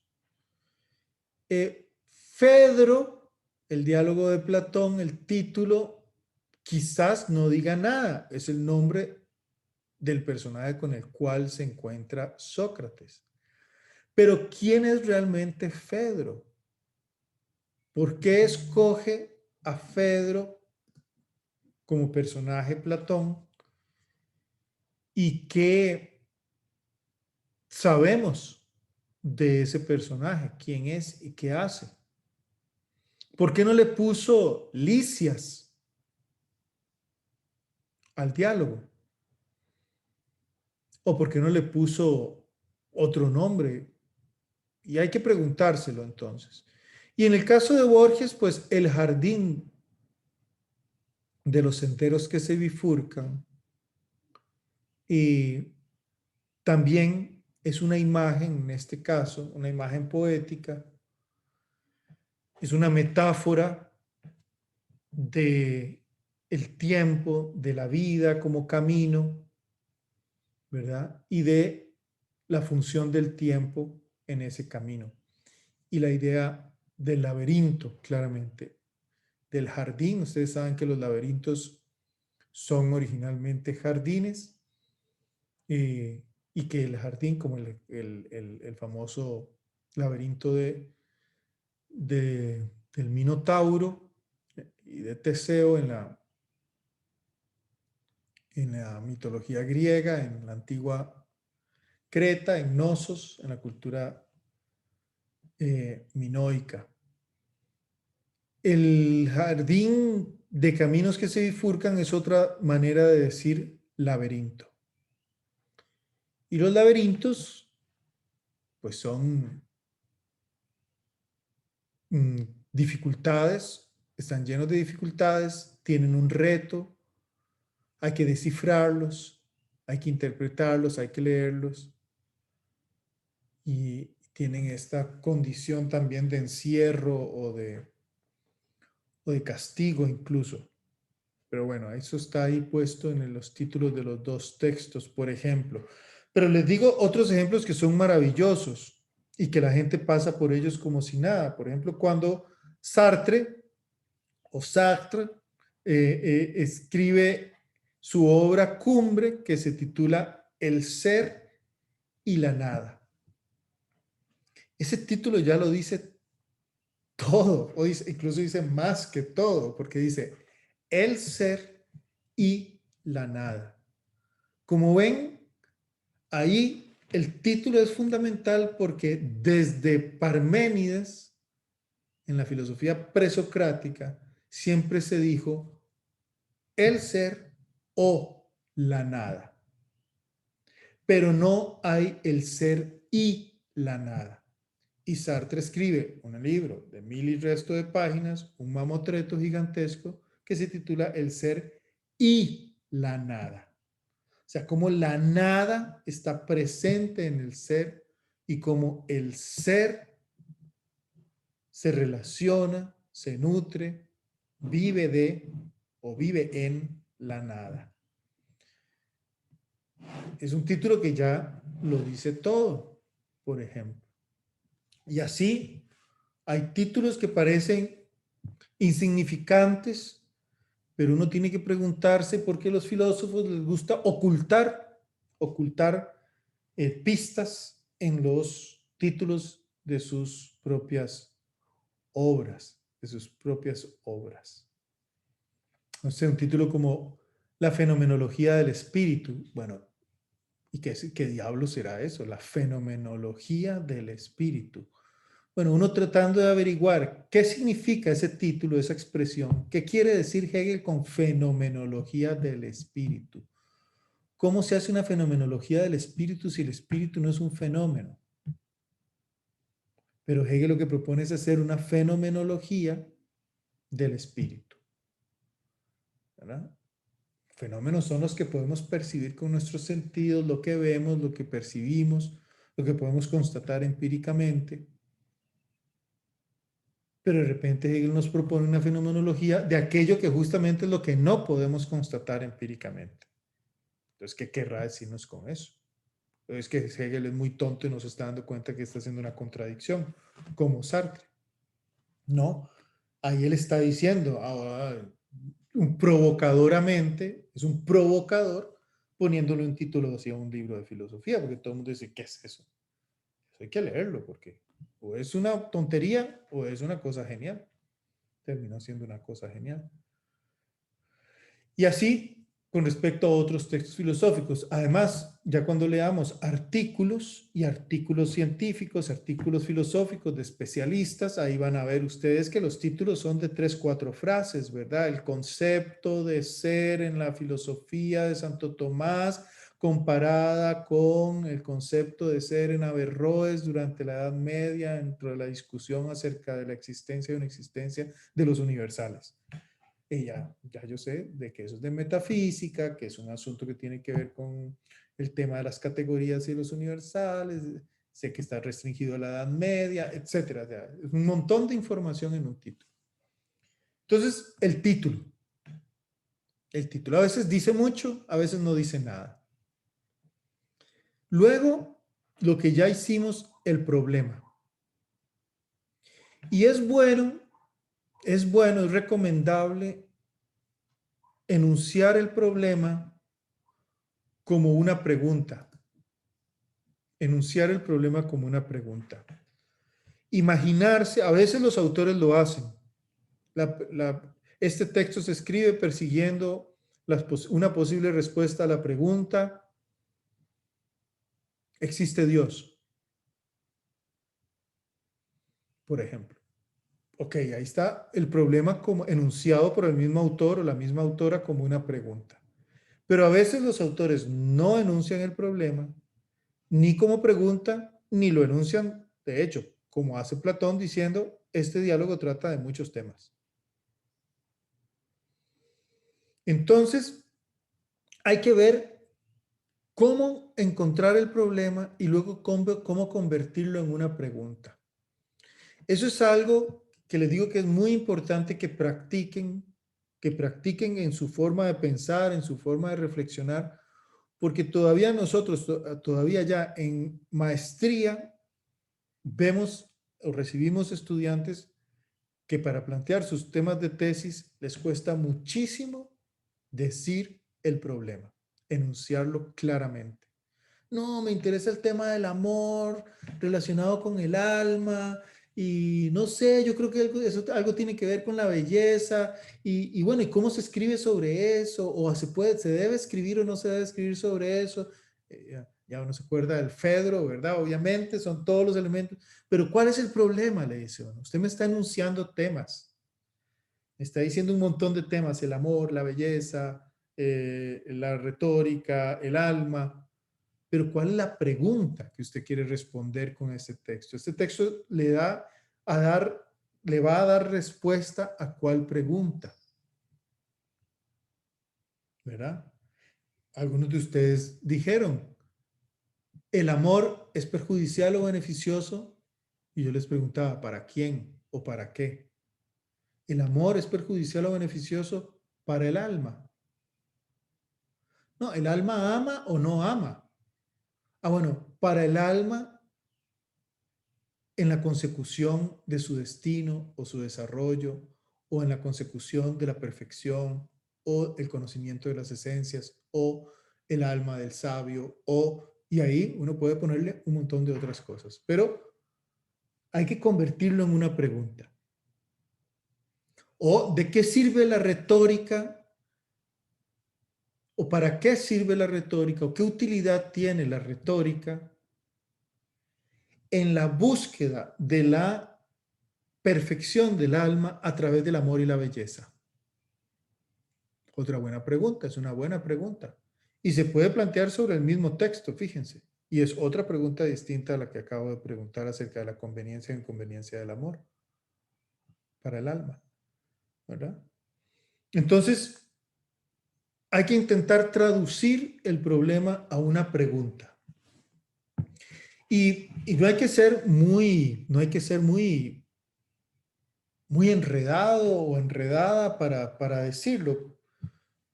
Yo a las personas a las que les dirijo tesis siempre les digo lo mismo. Imagínense que le están explicando su trabajo a un niño de 7 años, o hagan el ejercicio de explicarle su tesis a un niño de 7 años o de 9. De 7 muy adelantado o de 9. Y si se lo entiende, está bien. Si el niño no le entiende nada, está mal. Y usted tiene que buscar otra forma de explicar lo que está haciendo para que un niño de 9 años lo entienda. Lo digo porque yo no tengo hijos, pero tengo sobrinos que ya son grandes, pero cuando eran pequeños y yo estudiaba filosofía y estaba haciendo mis tesis, me preguntaban, tío, ¿y qué hace usted? Y yo decía, bueno, yo estudio filosofía y investigo. ¿Y qué está investigando? Y ya, hijo de pucha, ¿verdad? Si les digo la cosa filosóficamente, no me van a entender o van a creer que me estoy burlando de ellos o que los estoy tratando como tontos, o ellos se van a sentir como tontos por no entenderme. Pero en realidad es que yo tengo que explicárselos a ellos, no a ellos entenderme a mí. Entonces, buscaba formas de tratar de explicarles de una manera muy, muy sencilla qué estaba haciendo yo, bajo la forma de una pregunta. ¿Verdad? Y uno tiene que ensayar esas cosas, de tratar de explicar de una manera así. Bueno, el problema sería el segundo elemento de ese esquema, y el problema enunciado con la forma de una pregunta. Y de una pregunta entendible. El tercer elemento, por supuesto, sería la tesis que el texto propone acerca de esa pregunta. Y ustedes me dirán, bueno, el cuento de Borges no plantea ninguna pregunta. Más o menos. Más o menos. La pregunta la creamos nosotros, es la forma de nosotros de traducir el problema que plantea el texto.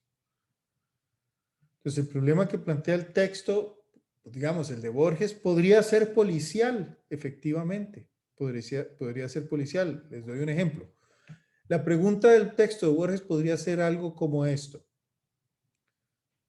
¿Cómo se llama el personaje? John...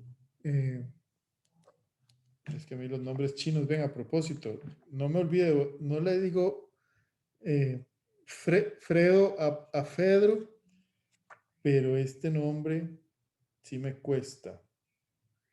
¿Cómo se llama? Yu Tsun.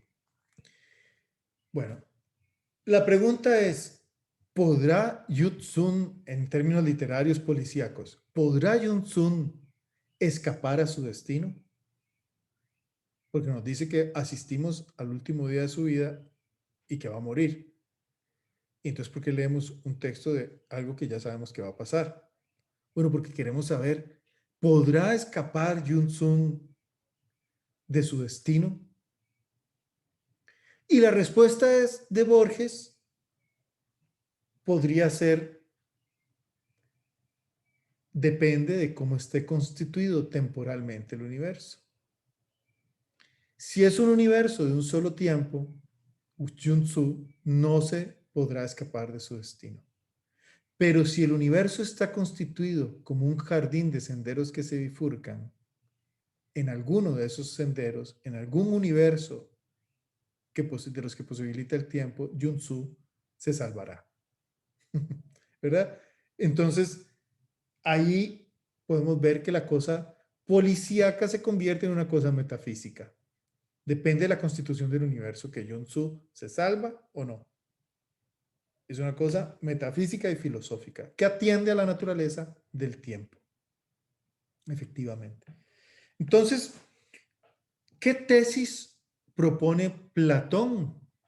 ¿O qué tesis se proponen? Porque Platón es magnífico porque presenta no una tesis, no dice, bueno, y pónganle atención que va a hablar Sócrates y lo que dice Sócrates es santa verdad y apunte lo que dijo Sócrates porque eso es lo que yo quiero decir. No, presenta Lisias, presenta un Sócrates, después Sócrates, ¿verdad? Hace la palinodia aquella que dice, no, un momento, lo que dije no, esto, y hace otro discurso. Después está lo que se propone en en los mitos. O sea que Platón presenta varias posibles tesis. Y luego el problema es cuál de esas tesis es la más acertada. Pero los textos a veces proponen una o varias tesis. Entonces, ¿qué tesis? El tercer elemento sería, ¿qué tesis proponen los textos para responder a la pregunta del problema? Luego, en cuarto lugar tenemos los argumentos que sustentan la tesis.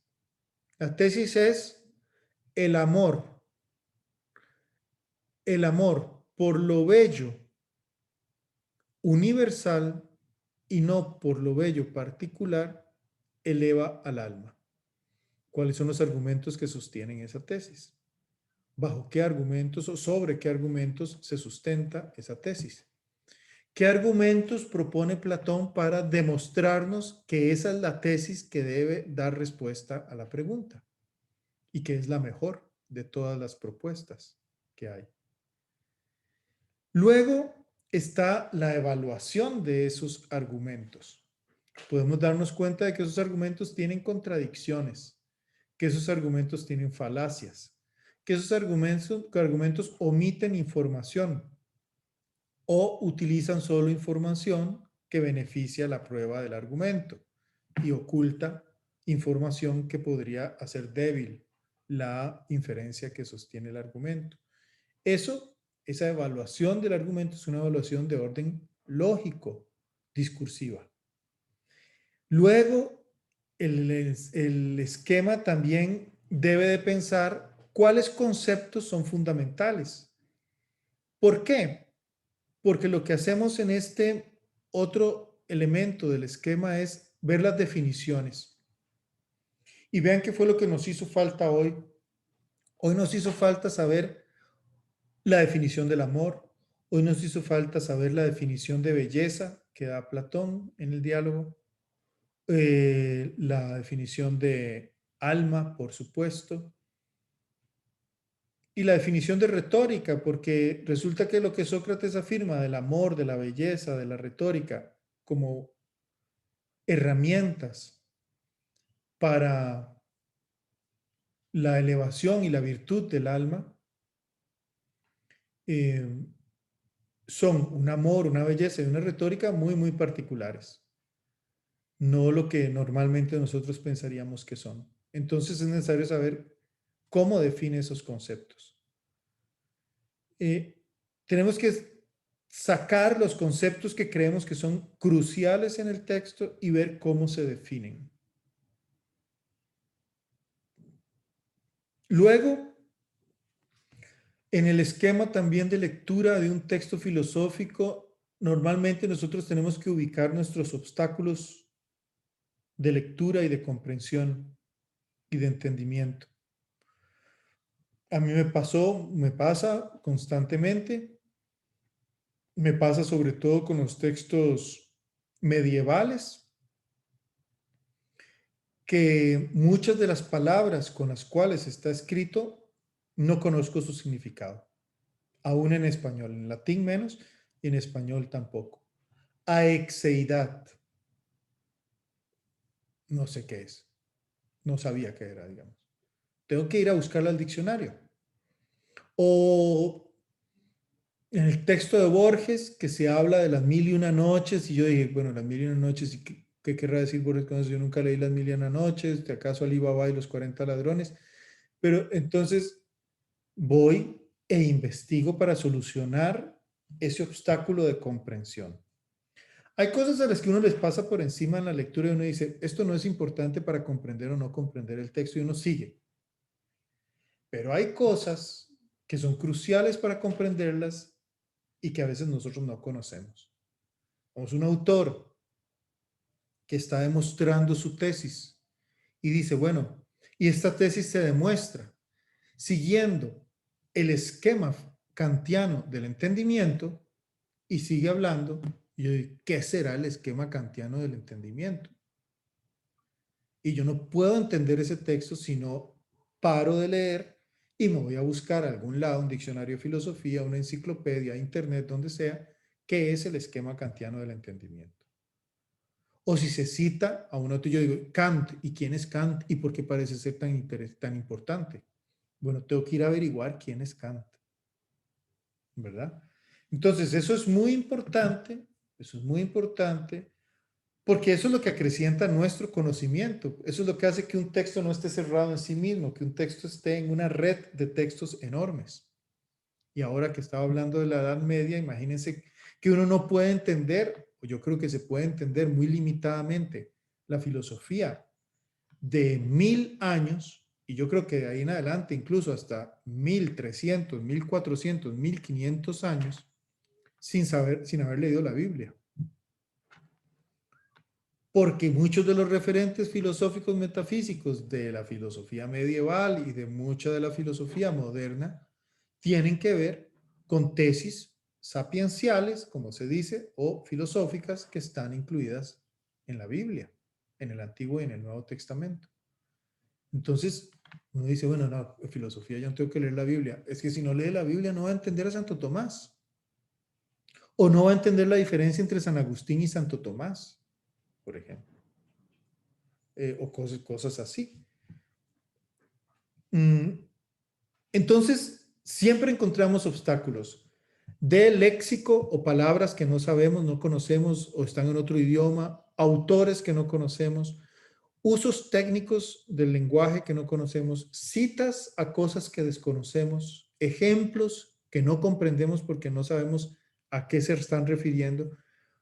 Esos obstáculos uno también los puede apuntar en el esquema y decir, bueno, tengo que solucionar todo esto, ¿verdad? Uno lo hace normalmente en el mismo transcurso de la lectura, cierra el libro y se va a internet y empieza a buscar, o abre otro libro, o se va de libro a libro, buscando salvar esos obstáculos. Bueno, eso es otra parte importante. Y quisiera yo saber también cuáles fueron esos obstáculos que ustedes encontraron en la lectura de estos dos textos. Y cuando se tiene todo eso, cuando se ha analizado el título, cuando se ha logrado enunciar el problema del texto como pregunta, cuando se ha logrado enunciar la tesis propuesta en el texto como respuesta a esa pregunta, cuando se han esquematizado los argumentos que sostienen esa tesis y se han evaluado esos argumentos que sostienen esa tesis, se han definido los conceptos claves y se han superado los obstáculos de entendimiento y de lectura con los que nos hemos enfrentado en el texto. Después de todo eso, uno propone su posición crítica propia con respecto a ese texto. Y dice, Sócrates es un idiota, no entendió nada del amor y no entendió nada del alma. o estoy completamente en desacuerdo con Sócrates y en acuerdo con Lisias. Bueno, porque uno puede hacer esas afirmaciones y todo ese estudio previo le da el fundamento. Le da el fundamento. Y yo siempre ensayo, además de una posición crítica, de decir, bueno, ¿y yo qué pienso sobre eso? Ya después, cuando termino los libros y ya hago todo ese trabajo de esquema y digo, bueno, ¿y yo qué pienso sobre eso? Muchas veces, la mayor parte de las veces, de lo que me doy cuenta es de que yo no he pensado en eso. De que yo mismo, por mi propia cuenta, no he pensado sobre eso. Entonces me pongo a pensar sobre eso. Y en ese proceso de pensamiento, siempre me sirve mucho pensar la antítesis a lo que el texto propone. ¿Cómo sería el Fedro escrito por alguien que piensa todo lo contrario a Platón, por ejemplo? ¿Cómo sería el jardín de los senderos que se bifurcan si los hubiera escrito alguien cuyo pensamiento es exactamente el opuesto al de Borges? Ese ejercicio imaginativo puede ayudarles a uno a entender mejor qué dice el texto. Cuando yo digo, bueno, ¿cómo pensaría alguien que piensa absolutamente al revés de cómo piensa Platón? Y me lo pongo a imaginar. ¿Qué argumentos usaría? ¿Qué tesis propondría? ¿Qué conceptos serían los claves para esa otra persona? Y así uno ensaya también la apertura de su propio pensamiento a otras posibilidades. No solo a la que el texto les presenta y a ponerlo a uno en la posición de estoy de acuerdo o en desacuerdo, sino a imaginar otras múltiples posibilidades que no están en el texto ni están en lo que nosotros mismos pensamos, pero que sí podemos imaginarnos. Y eso hay que también, creo yo, entrenarlo. Porque las preguntas filosóficas no tienen una respuesta y normalmente tampoco nunca tienen dos. Normalmente tienen muchísimas más de dos respuestas a las mismas preguntas. Entonces uno estimula su propio pensamiento imaginando otras respuestas. Lo más fácil es imaginarse eso, el antagonista total, el opositor, la antítesis de lo que se está diciendo en el texto. ¿Cómo sería? Ok, entonces les voy a pedir que para el lunes, ustedes hagan este esquema acerca de los dos textos, el de Platón y el de Borges, y se los vuelvan a intercambiar de la misma manera en cómo se los intercambiaron en los resúmenes y la propuesta de problema. Sí, igual, porque ya nos conocemos y ya ustedes conocen cómo planteó el problema, etcétera, y podemos ayudarnos entonces entre todas y todos. Solo con una variación, porque Ríos Paz está acompañándonos a partir de hoy, ¿verdad, Ríos? ¿Ríos? ¿O cómo? ¿Cuál es tu nombre? Adelante. Puedes intervenir, no te escuchamos.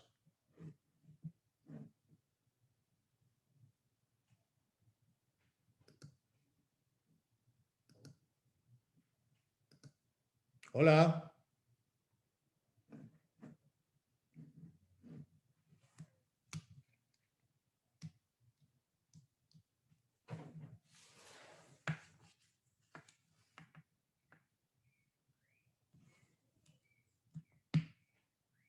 No te escuchamos todavía.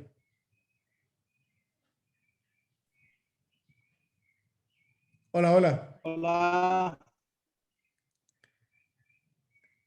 Buenas tardes. Qué gusto estar acá por primera vez. Mi nombre es José Manuel Ríos Paz. José Manuel. Soy nicaragüense. Me siento muy orgulloso de pertenecer a una de las mejores universidades de América Latina y estar cumpliendo un sueño de estudiar una de las mejores carreras para mí, para desentrañar un poco y comprender mejor el mundo. Debo decir que se me ha hecho muy complicado ingresar al sistema porque fui matriculado vía inclusión. Entonces, Sí. obviamente, ingresé hasta en el 13 o 14, 13 me tocó la matrícula, entonces me perdí una semana de clase y después me andaba un poco perdido de cómo era el tejimaneje, pero a partir de ayer comencé a ver los videos, estuve viendo el cronograma, el plan de estudio y pienso ponerme al ritmo del grupo lo más tardar el lunes. Es decir, ya estoy leyendo los documentos que han mandado, estoy leyendo a Platón, estoy leyendo a Borges y pues quiero ponerme lo más antes posible al ritmo del grupo para no ser un atraso. Perfecto, no hay ningún problema, no hay ningún problema, José Manuel. Lo que vamos a hacer es esto. Vos pasá directamente a hacer el esquema, este esquema que estoy explicando de los dos textos y vamos a recargar. En este caso, vamos a hacer una cosa porque ya están todos distribuidos. Entonces, vamos a hacer una cosa. Vamos a hacer que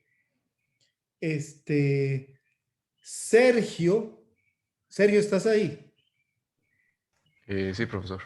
Sergio va a comentar tu esquema. Sergio, usted le va a tocar comentar 2 esquemas. Ok.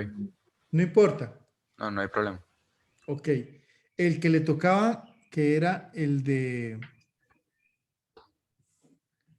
Ya lo borré. El de Avi y El de Avi y el de José Manuel. Y José Manuel va a comentar el de... vamos a ver. El de Arturo, junto con Carlos. Carlos y José Manuel comentan el esquema de Arturo. Intercámbiense los textos, intercámbiense en esto por correo electrónico, el institucional, el de la U, para que sea más sencillo. Y una cosa más, este esquema es un esquema, no es un ensayo de 7 páginas o de 5 páginas, ya eso es mucho. Es un esquema de 1 página o de 2 páginas. Vamos a entrenar el ser concisos. Muy concisos, muy eficientes en el uso de la escritura, porque ya la escritura de ensayos y eso la vamos a practicar en el segundo semestre. En este momento es la lectura. Y de esos textos gigantescos, terminar uno con una ficha, con un resumen, con un esquema, con un esqueleto de ese texto, ¿verdad? Con una radiografía de ese texto. Entonces, tiene que ser muy conciso. Muy conciso. Profesor, ¿no? Sí. Quizá cuando termine la clase me regala unos 2 minutos para hablar ciertas cositas con usted. Perfecto, eso le iba a proponer yo más bien, está bien, no se desconecte y quedamos ahí hablando entonces. Entonces quedamos en eso para el próximo lunes. Hacemos los esquemas de los 2 textos, nos los intercambiamos como acabo de indicar y los traemos preparados para presentar el esquema del compañero o la compañera el lunes, entonces en esa sesión. Arturo. Profe, usted nos pasa más o menos por escrito este esquema o lo digamos como usted la estructura. Guíense por lo que yo dije. Igual esta clase va a quedar grabada y la vamos a subir a la parte de nuestro grupo en el coso. Y yo les voy a preparar una hojita ahí, una hojita con las partes que debe tener. Sí, gracias. Ok, con mucho gusto, Arturo. Muy bien, entonces, muy interesante lo que propusieron, muy interesante la manera en cómo recorrimos los problemas y los resúmenes de estos 2 textos, cómo nos acercamos a ellos. Y así vimos también cómo intuitivamente nosotros adivinamos o percibimos el problema, las partes principales de un texto.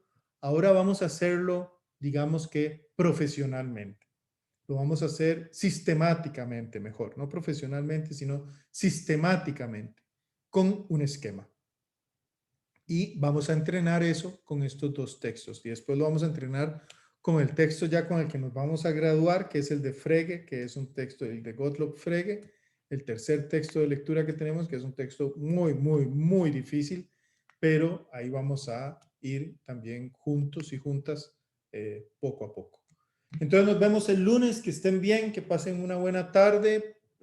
José Manuel se queda un minuto y nos vemos entonces el lunes, que pasen buena tarde. Gracias, profe. Hasta luego. Ok, chao, gracias a todos y a Listo, todas. gracias, profe. Gracias, Muchas gracias a profe. Hasta ustedes. luego. Buenas tardes a todos. Interesante todo. Profe, muchas gracias. Chao. Chao, chao. Ahora sí, José Manuel. Bueno, bienvenido. Primero que Gracias. nada, bienvenido. Bienvenido a la U, bienvenido a Filosofía, bienvenido. No sé, ¿estás en Costa Rica? Sí, aquí estoy en San José. Tengo 2 años viviendo aquí en Costa Rica. Pues bienvenido también a Costa Rica.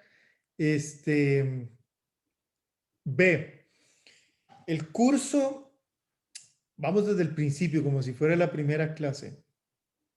El curso es un curso que es nuevo, se acaba de crear hace un año. Esta es la segunda vez que se da. Y lo que queríamos es recibir a todos los estudiantes nuevos de filosofía en un curso donde estuviéramos muchos profesores, somos 6 profesores de este curso, es un curso colegiado, así se llama cuando es un curso que tiene varios profesores, y que ese curso fuera una introducción a la filosofía. Pero es una introducción a la filosofía en 2 sentidos. ¿Qué es la filosofía y qué compone a la filosofía y los campos de la filosofía y los métodos de la filosofía? Y por otro lado, introducirlos a ustedes a las destrezas o las habilidades o las técnicas del hacer filosófico. Entonces tenemos unas conferencias sobre qué es metafísica, qué es filosofía, qué es epistemología, qué es lógica, etcétera, que llenan esa primera parte. Y tenemos talleres para entrenar la lectura, para entrenar el pensamiento crítico o el razonamiento crítico, y talleres para entrenar el planteamiento de problemas filosóficos. Esos 3 talleres. Entonces el curso tiene como esta doble naturaleza. Una descriptiva de lo que es la filosofía y otra práctica de lo que necesitamos saber hacer para poder hacer filosofía. Esta primera parte, la parte general, la hacemos todos juntos. Somos 66 estudiantes en este curso y 6 profesores. Esa primera parte la hacemos todos juntos. Hay una dirección de Zoom y hay una clave para entrar a esas sesiones. Y la otra parte, la parte de las destrezas, nos dividimos en grupos. Y a vos te tocó en mi grupo, que es este con el que nos estamos reuniendo hoy. Y que ya empezamos haciendo la lectura de esos 2 textos y extrayendo lo que nosotros pensamos que es el problema fundamental que se trata en esos 2 textos y un resumen. Vos te vas a saltar eso y vas a pasar directamente a hacer este esquema general de lectura de ambos textos. No importa, por eso digamos, no se te penaliza eso ni para nada, al contrario, porque es un asunto administrativo que estás entrando hasta ahora en el curso, entonces eso no es ningún problema.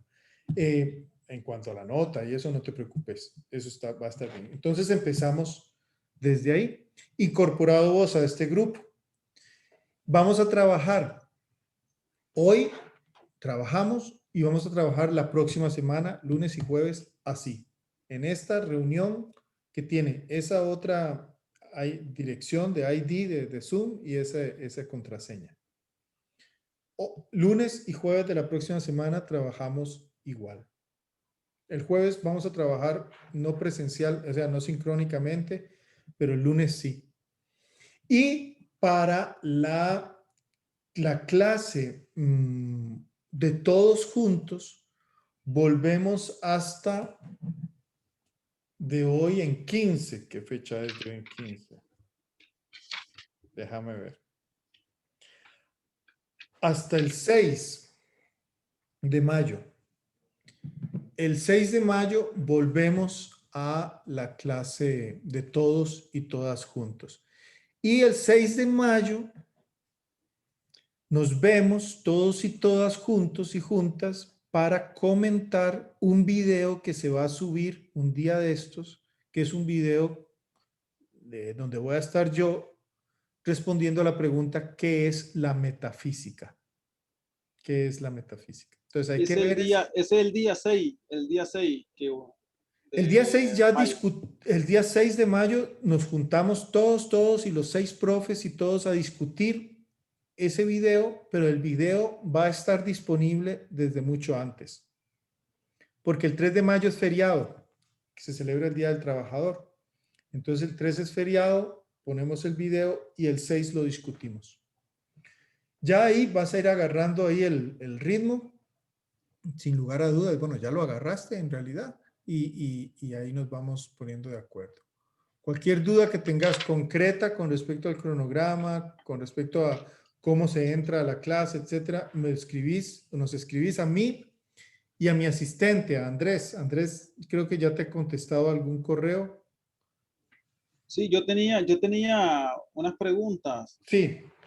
Yo estaba viendo los videos en YouTube, estuve viendo el canal que hay en YouTube, estoy viendo 3 videos y voy a terminarlo hoy, terminarlo todo. Ya he visto el cronograma, he visto el plan de estudio, la metodología. Sí, te interrumpo un momento. Ajá.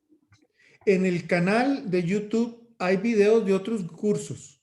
No todos los videos que están ahí son de nuestro curso. Hay unos videos que son de... Para este curso, hasta el momento solo hay 2. Uno que se llama ¿A qué llamamos filosofía? Que es una conferencia mía con profesor Alexander Jiménez. ¿A qué llamamos filosofía? Y la segunda se llama... Lectura filosófica.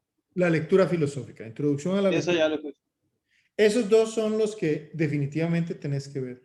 Luego hay otras grabaciones de otras clases, como la clase de hoy, que de hecho estoy grabando. Entonces voy a